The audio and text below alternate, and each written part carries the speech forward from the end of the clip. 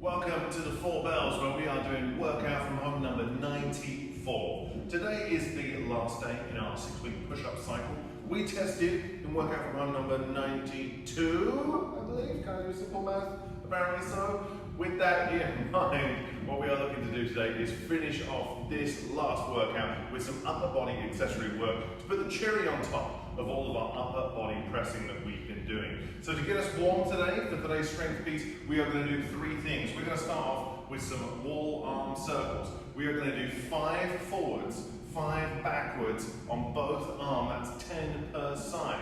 From there, we're going to go into one of the 4 out of 5 rights of the Tibetan yoga, which is going to be the tabletop. Great for shoulder extension, particularly heading into dips. We're going to do 10 reps of that, and then from there, we're going to play around with some handstand push-up variations in the form of the pike push-up. We're going to go over 3 levels of how to do those, and we'll be doing 5 reps. We're doing these 3 things 3 times in the warm-up. Let's take a look at them. Wall arm circles, pretty simple stuff. You need a wall, you need an arm, and we're going to make a circle out of that.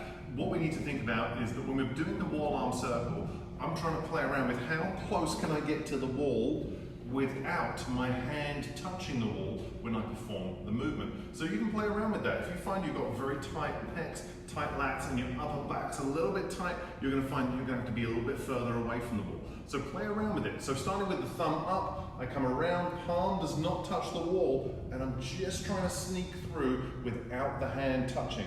Palm faces the wall, so we're going to do 5 going backwards, then switcheroo, 5 coming forwards. Oh, my hand touched there. So there you go. It's the game. It's the game we're going to play. So either way, 5 backwards, 5 forwards, or forwards and backwards. We're going to do 10 per side, getting as close to the wall as possible. With the tabletop, we are going to start in an L sit position. We're going to have the hands just behind the hips. So play around with hand position. If it feels a bit tight with the fingers forwards, could be trying to tell you something, but you can also play around with turning the fingers out and turn the fingers all the way back. So either way, I'm going to get the hands on the floor, push into the floor. From here, feet down, I come up into that tabletop position, hips come through the hands, and we go again, trying to get a 90-degree position through the knee and through the shoulder for 10 reps. With the pike push-up, it is a precursor to the handstand push-up. So what we're trying to think about is how vertical can I get my torso? So if you're sitting here thinking, well, that's great, Mark, I don't even have one regular push-up, let alone a pike push-up, that's okay, we're going to play around with that today. And if you find the pike push-up does not work for you, then regular push-ups or a scaling option that work well for you is fantastic. We're going to start in a downward facing dog position. So level 1 we're going to play around with is just bringing the forearms to the floor, tricep extension back up. So I look at the toes, forearms down, tricep extension back up.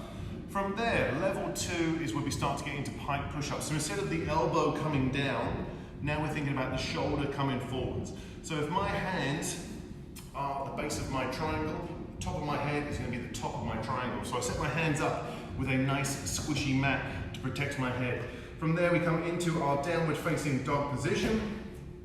I'm going to shift my weight forwards, so I'm onto the toes, looking at the toes, I bring the head forwards and the shoulders forwards, and I press back up. Shift the weight forwards, come down, and press back up. Of course, level 3 is just trying to get more and more vertical, which means I'm going to set up, walk my feet forwards, high up onto the tiptoes as I can, head down, we press back up, head down, and we press back up.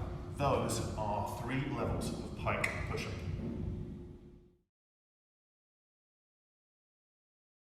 Today's strength piece is about upper body pushing and pulling.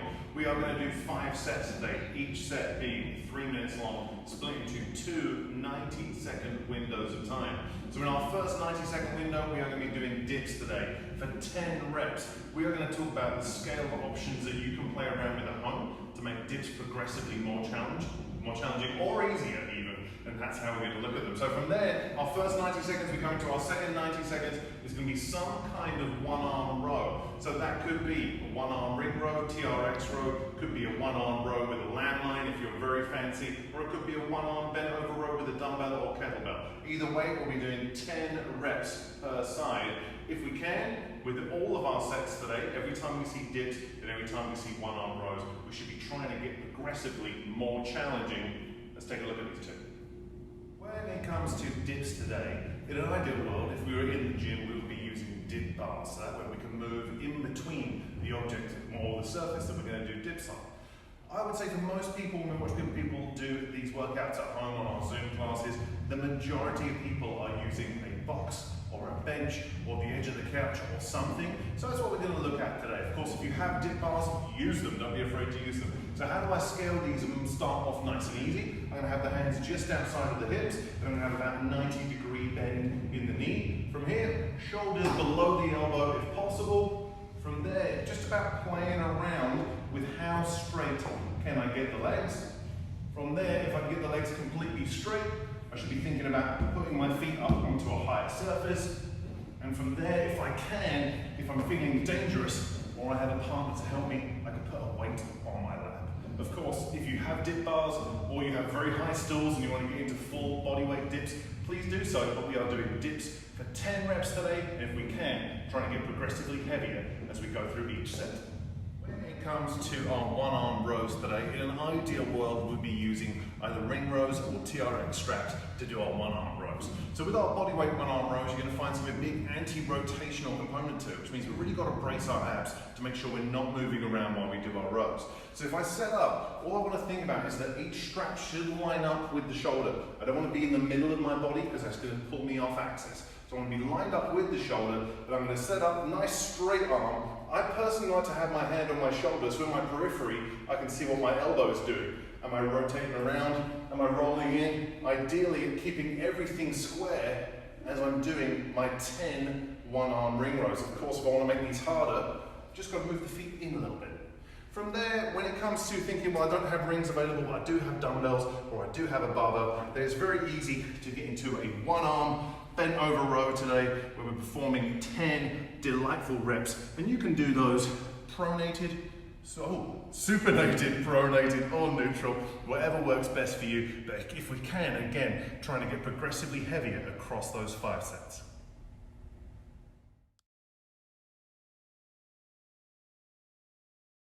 Today's conditioning piece has 2 small, bite-sized 6-minute AMRAPs with a 2-minute rest in between. So when we're looking at our AMRAPs today, when you look at the exercises, there is a ton of different ways you could cut this in terms of exercise selection, depending on how good you are at certain movements, depending on the equipment you have available to you. So when we're talking about them, I'm going to give you a few examples of what you could do. But if you're not sure what to do, or if you're wondering if this is an acceptable substitution, send us a message. We are here to help, so don't be afraid to reach out.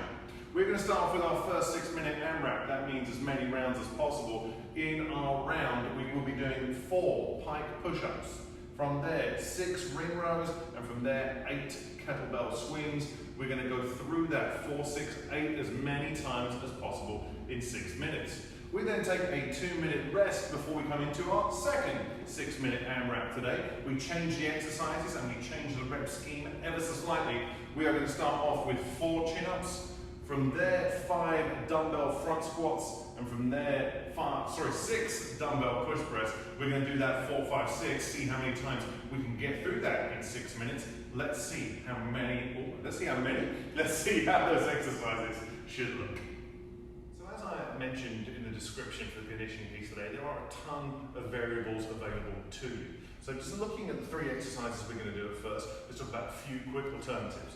If pike push-ups are not available to you, any kind of push-up variation is perfectly fine. So find one that works well. The rep scheme is relatively low, so it means it should be pretty challenging. From there, if we're looking at ring rows, you don't have rings available, then it could be some kind of dual-handed row. So it could be double dumbbell, double kettlebell in a bent over position, or barbell if you have it available, whatever you happen to have. Last but not least, when it comes to kettlebell swings, if you don't have a kettlebell, a dumbbell works very well as a big old bag of rocks. So, whatever we're going to do from here, when it comes to pike push-ups, we already looked at pike push-ups in the warm-up. So again, just like in the warm-up, pick one of the 3 levels that works best for you for pike push-ups. Make it challenging. From there, when it comes to ring rows, I'm going to have both arms working together this time, set the feet up. Because it's going to be only 6 reps, it should be tough, which means get those feet forwards. We should be trying to be as close to parallel to the floor as possible. And of course, once I've done my ring rows, we then get into kettlebell swings. And again, what do I have available to me that's heavy? It's only going to be 8 reps, so make it heavy if you can. We pull into the hip, snap forward, send those hips back, loading the hamstring and glute, trying for a nice explosive hip extension. 4 pike push-ups, 6 ring rows, 8 kettlebell swings. That's the first 6 minutes. Again, alternatives before we start this last 6-minute AMRAP. We've got 4 chin-ups, 5 dumbbell front squats, 6 push press. If chin-ups are not available to you, you don't have a chin-up bar, you can do what we call the pseudo chin-up or pseudo pull-up, where you lay down on your tummy and pull a PVC pipe behind you on the floor. That is a variation we've done before. Or any kind of row that is tough for 4 reps. There's a lot of rowing going on today, so if you can get on a chin-up bar, you should. From there, of course, if you only have 1 dumbbell versus 2 dumbbells, which is what we'd ideally like you to do, I recommend doubling up the reps and switching that weight from one side to the other. So how should this look today in our last 6-minute AMRAP? Of course, we're going to get to a chin-up bar if available, and that could be 4 chin-ups, could be 4 negatives, could be 4 very tough ring rows. Either way, we are going to get our 4 reps done. Once our 4 reps are done, I step back off the chin-up bar, grab my dumbbells, and I'm going to have them come into a nice deep front squat. Once I've done my 5 front squats, and we are going to do 6 push press using that leg drive. So 4 chin-ups, 5 front squats, 6 push press. We do that as many times as we can in our last 6-minute AMRAP. Have fun, let us know how you got on.